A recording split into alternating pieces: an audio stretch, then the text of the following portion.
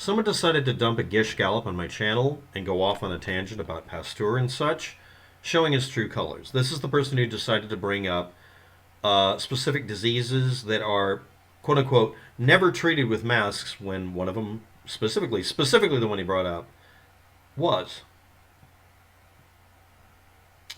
Never responded to that, apparently. Still hasn't. And then, of course, says the same thing to me. You didn't respond to my comments. So I'm going to read back the Gish Gallop responses, not the Gish Gallop.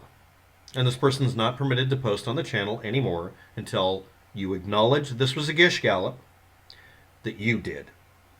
You acknowledge that you brought up a bunch of things that have been debunked, literally refuted 1,000 times. That you are a germ theory denialist, and that you did not come here with an open mind. The first statement out of the person's mouth was, I was a lot like you in the past when I was stupid, that kind of thing. And I wore masks and did all the things because I was afraid to harm, older people in my area. I don't believe you anymore. Nobody vomits up this much shit unless they've been up to their neck in it while upside down. And depending on what it is, yeah. You're not just soaking in it. You're crammed up it. Falsely inflating death figures, COVID-19. False death certificates, or simply mistakes that are being corrected. Illegal until 2020 because that's somehow some special thing, or because it's in the middle of a pandemic and people don't know why everybody is dying at the beginning. What was the time and date context? How early was it in this disease? It's all immoral, or what was the quote? I'm reading a modified set of the quotes because we're going to cover it. Malicious intent, honest mistakes, mindless following, criminally incompetent, despicably evil. Are you talking about the government or snake oil profiteers? Because the snake oil profiteers fall into all of these categories. And also immoral, as well as lying. Why would you assume a person, under all conditions, that's telling you what you want to hear isn't exploiting you? And also, why would you assume people telling you what you don't want to hear isn't exploiting you as well? You shouldn't make this assumption either way. Do not trust, always test the subject matter. Now, I'm not going to cover the one point the person brought up that was actually good, because this person jumped the shark, so that's last, or nearly last. SARS-CoV-19, SARS-CoV-2, COVID-19, coronavirus, is distinguishable from exomes. They are not the same, and it has been independently checked using, yes, the procedures you're going to ring up from the 1800s that didn't account for viruses. It does fulfill all their requirements. If you give this infection to a live host or cell structure, the virus, under both conditions, will infect 100% of the time the cells. It may not progress to the other stages fast enough for you to be able to test it in a reasonable time, but it does infect them and it does cause cell death. And you can't find this in anything that doesn't have all of these symptoms. Well, that's kind of a stupid assertion too, because again, that's an 1880s idea. It's one of many varieties of communicable diseases that impersonate each other, because all of them do. Most people get the flu, don't realize what specific variety it is. The seasonal flu has several dozen variations of it. You don't know which one it is. You have to be tested for it. HIV has been proven to be causing AIDS. Things like AIDS also happen from other causes, but acquired immune deficiency syndrome is defined as finding HIV in a person with these symptoms and nothing else causing it. It has been confirmed. People now who have it don't die as often, or as easily, or get as sick as they did in the 80s because we have better treatments, because that's called progress. Some people object to this because it gets in the way of them deciding, A, AIDS doesn't exist for some reason, or B, people who get AIDS get it because of morally they're wrong. Because they decided that diseases are caused by moral failings. Listeria monocytogenes can cause life-threatening illness when the food-borne pathogen spreads beyond the intestinal tract into the rest of your body. If it doesn't, your body has a tendency of doing a few things. The bacteria is actually able to be digested partially, kind of. And the majority of it are attacked by your immune system before they're able to cause any serious infection outside. It'll still rinse your guts out the way you don't like it, but you'll probably survive it. And someone brought up purified version of this. Well, what is that? Well, they don't tell you what the procedure is. But someone said a professor drank a purified version of listeria. It was sterilized. That means it was dead. Well, it's a purified version. And when pressed about it, finally, when it caused someone else to die because he didn't do a good job sterilizing it, someone died from drinking this supposedly purified form of it to get rid of this notion of viruses or bacteria causing it. It's a bacterial infection. No, a person died from it. Direct cause. He had to admit in court that he sterilized it. He faked his proof. He sterilized it. Well, sterilizing doesn't really kill off a disease. Yes, it does. That's why we use it. It's one of the most effective ways of packaging things. That's what you do when you can and bottle things. You bring it to a temperature that kills off most of, if not all of the pathogens.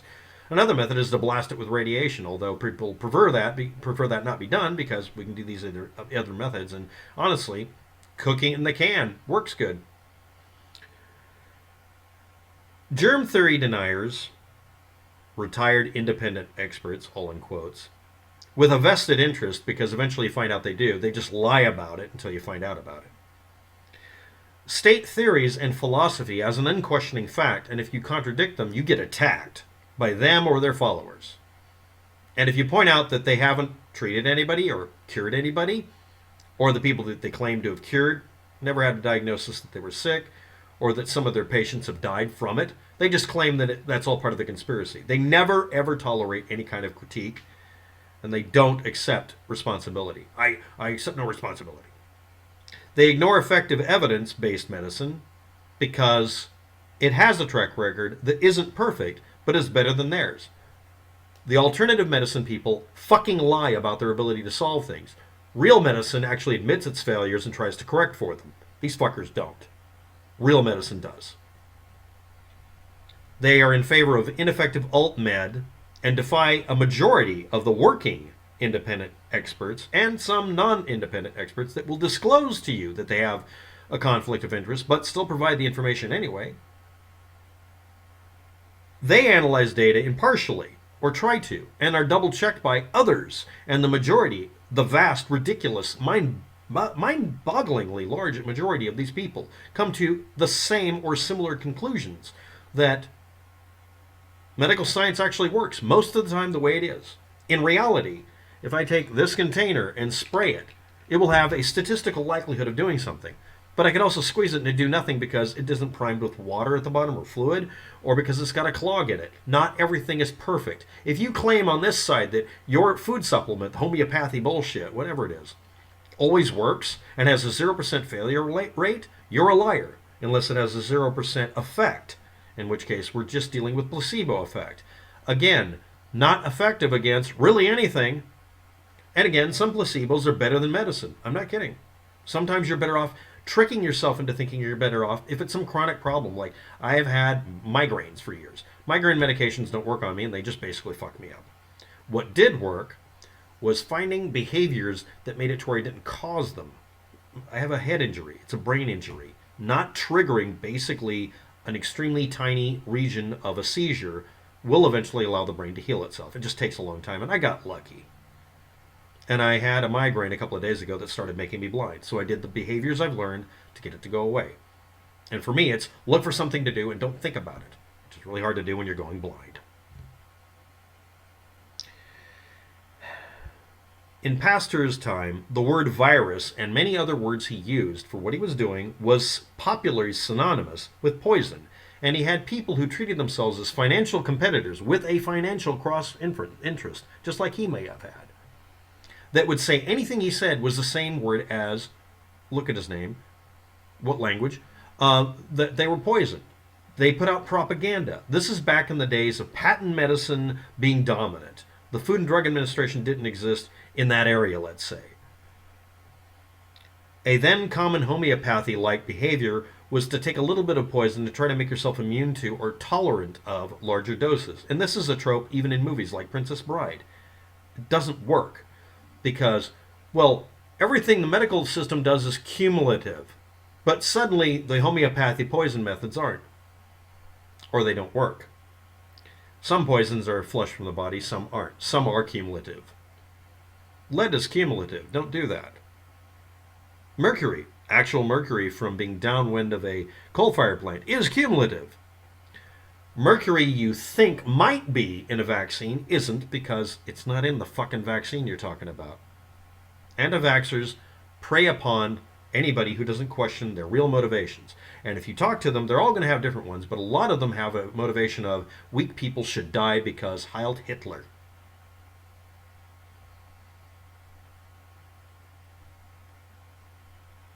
He never admitted to poisoning people. He never said that. People said what he was talking about was poison and then made those into statements.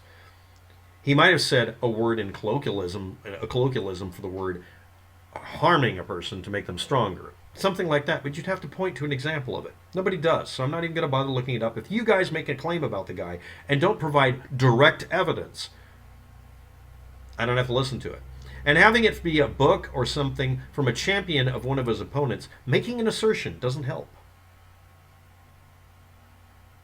It wasn't true then or now.